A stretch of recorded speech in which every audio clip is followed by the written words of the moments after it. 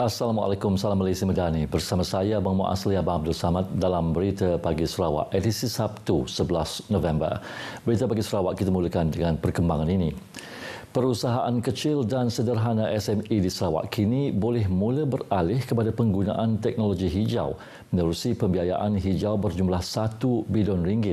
Menurut Timbalan Premier Sarawak, Datuk Ahmad Awang Teng Ali Hassan, dana ini adalah bagi membantu SME dalam kesediaan perdagangan mampan dan daya tahan perniagaan terhadap pematuhan Environment, Social and Governance ESG.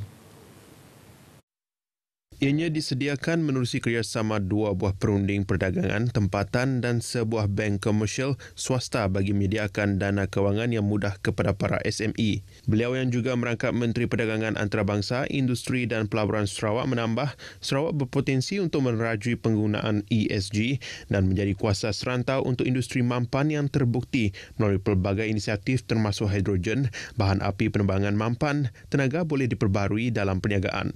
Beliau berkata demikian pada pelancaran program pembiayaan dan pembangunan iklim inklusif dan tanda tangan memorandum persefahaman antara tiga entiti pelaksana swasta di Kuching. Sebanyak 150 buah SME di Sarawak menyertai kursus 3 hari tersebut.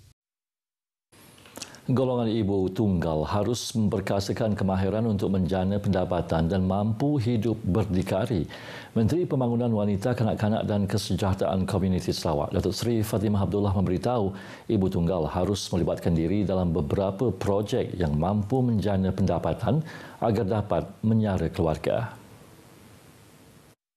Antaranya pihak Yayasan Sarawak telah memberi kontrak kepada Pizza bagi menjahit pakaian sekolah.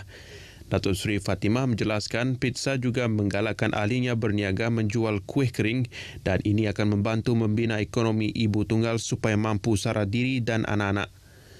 Beliau berkata demikian semasa ditemui media selepas menerima kunjungan hormat daripada Persatuan Ibu Tunggal Pizza di pejabatnya di bangunan Baitul Makmur 2 semalam. Dalam pada itu, Datuk Seri Fatimah yang juga penasihat pizza menyaran kepada ahli-ahli pizza untuk mengenal pasti bidang untuk dikhususkan bagi setiap cawangan agar mencari pembiayaan untuk projek daripada kerajaan negeri. Ujarnya ahli pizza di cawangan luar bandar boleh mencuba mengusahakan projek dalam industri pertanian khususnya dalam bidang fertigasi atau hidroponik dan seterusnya menggunakan hasil daripada projek tersebut untuk menjana pendapatan. Tujuan kunjungan hormat daripada Pizza adalah untuk memperkenalkan barisan ahli jawatan kuasa baru bagi penggal 2023 hingga 2025 serta memaklumkan kalender aktiviti Pizza sepanjang penggal. Kementerian Kesihatan Awam, Perumahan dan Kerajaan Tempatan Sarawak (MPHLG) akan membuat perbincangan lanjut berhubung rayuan Persatuan Pemaju Perumahan dan Hartanah Sarawak (SHIDA) agar mempertimbangkan untuk memperluaskan deposit perumahan dan skim bantuan bayaran balik HDRAS kepada semua projek pembangunan perumahan di negeri ini. Timbalan Menteri Kesihatan Awam, Perumahan dan Kerajaan Tempatan Sarawak, Datuk Michael Tiang Minti berkata perkara itu bertujuan membolehkan rakyat Sarawak menikmati manfaat daripada inisiatif HDRAS yang disediakan oleh Kerajaan Sarawak. Katanya kementerian akan membuat perbincangan lanjut mengenai perkara tersebut dengan syeda untuk memberikan faedah perumahan lebih banyak kepada rakyat Sarawak yang layak. Ujarnya menjelang tahun 2030 bukan sahaja menikmati kemakmuran ekonomi yang mampan, malah rakyat Sarawak terutamanya daripada kumpulan berpendapatan B40 dan M40 mampu memiliki rumah.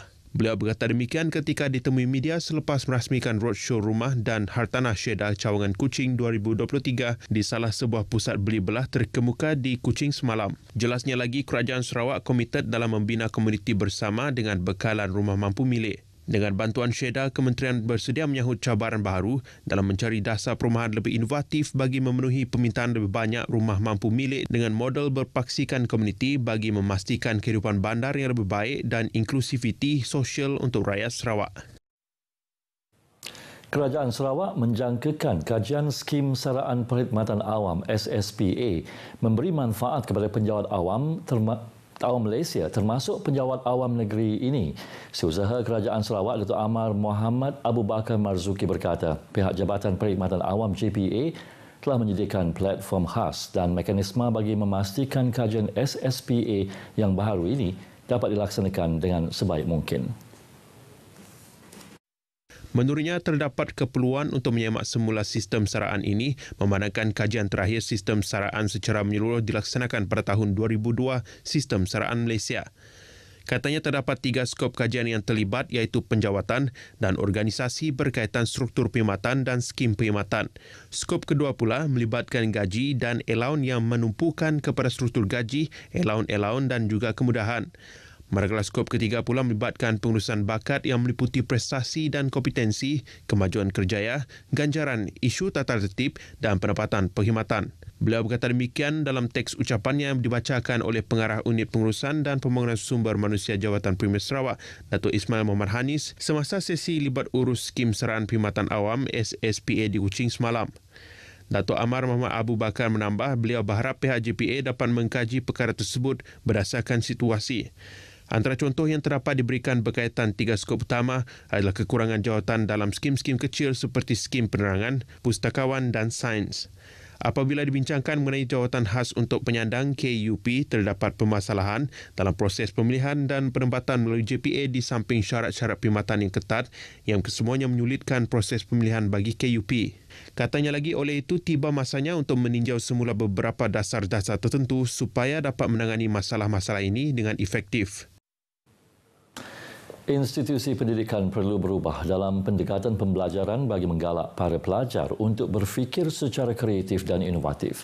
Ahli Dewan Undangan Negeri Pujut Adam Yee Siu Sang berkata, pendidikan perlu berganjak daripada pembelajaran berbentuk hafalan kepada pembelajaran yang memberangsangkan akal. Tegasnya berganjak daripada pendekatan model kilang, penghasilan pendidikan kepada model penciptaan pengajaran dan pembelajaran memberangsangkan minda yang menguji daya kreativiti dan inovasi, mencungkil keupayaan menyelesaikan masalah dan mengasah ketajaman penaklukan moral para pelajar. Beliau berkata demikian pada Majlis Anugerah Kualiti 2023 Anjuran College Vocational MIRI di Dewan Permata KV MIRI semalam. Justru katanya beliau menyeru agar kepimpinan institusi pendidikan seperti College Vocational MIRI perlu memacu penghasilan daya kreativiti dan inovasi dalam proses pengajaran dan pembelajaran secara berterusan. Selain itu, beliau yang juga Datuk Bandar Bandaraya MIRI turut merasmikan Majlis Anugerah Kualiti 2023 dalam meraihkan pencapaian para pelajar dan warga pendidik KV MIRI. Ujarnya majlis sebegini bermatlamat memberi dorongan memotivasikan para pelajar agar terus berusaha mencapai kecemerlangan dalam semua bidang dan berharap agar ia dilakukan berterusan pada masa akan datang.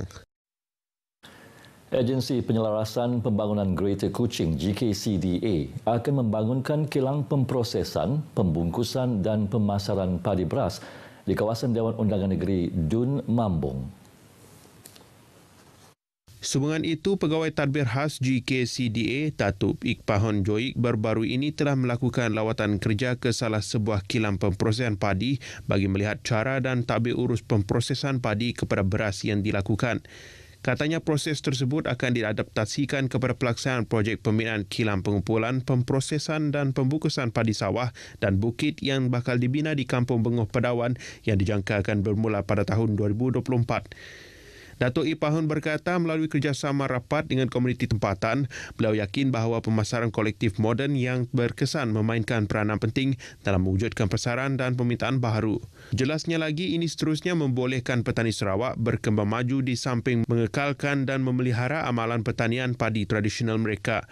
Dalam pada itu, kilang yang dilawati tersebut merupakan syarikat tempatan yang memberi tumpuan kepada pemeliharaan pelbagai jenis beras tradisional dan kemajuan industri padi tempatan di Sarawak. Berita Pagi Sarawak berakhir di sini. Ikuti Stadium RTM selepas ini untuk perkembangan sukan tanah air dan antarabangsa. Saya Abang Muaz Liabah Abdul Samad, dari sungai hingga segara, Palestin pasti merdeka.